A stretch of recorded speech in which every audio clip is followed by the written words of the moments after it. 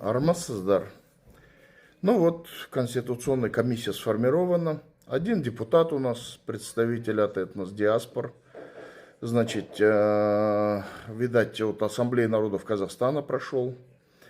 Один, это мобилограф, получается, Токаева, молодой парень, который только умеет гордиться, хвастаться своим домом, автомобилем, своей личной жизнью налаженной, как бы.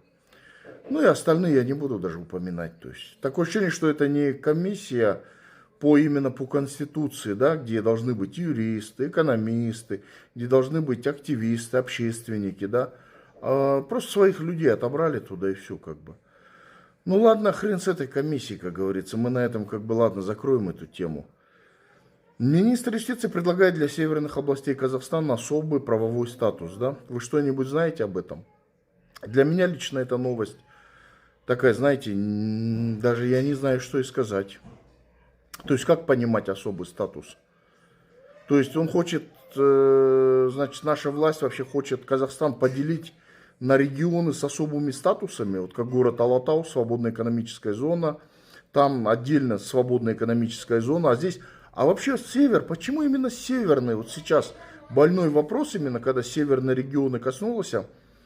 Почему именно северные области наши, особенно правовой статус, да? Не задумывались над этим? Притом министр юстиции нашей. Министерство юстиции министр предлагает.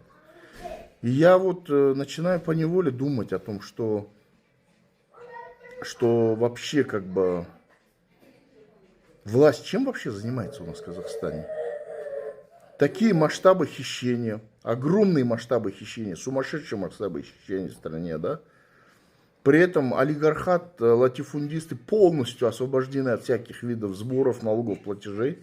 За ними торчат уши инвесторов из Китая, Южной Кореи, получается, Турции. Я даже молчу про то, что Халык-банк председателем совета директоров назначен гражданин России. Да, интересная новость. А вот теперь задумайтесь, пожалуйста, что происходит с этой страной, да? ОДКБ вводит, подписывает соглашение специально, что теперь войска могут вводиться в любую страну ОДКБ. Официально, то есть, как бы. Дальше что нас ожидает? Следующий шаг какой? Нашей власти. Думайте, думайте, оян қазақ. Оянбасаңдар кеш болады.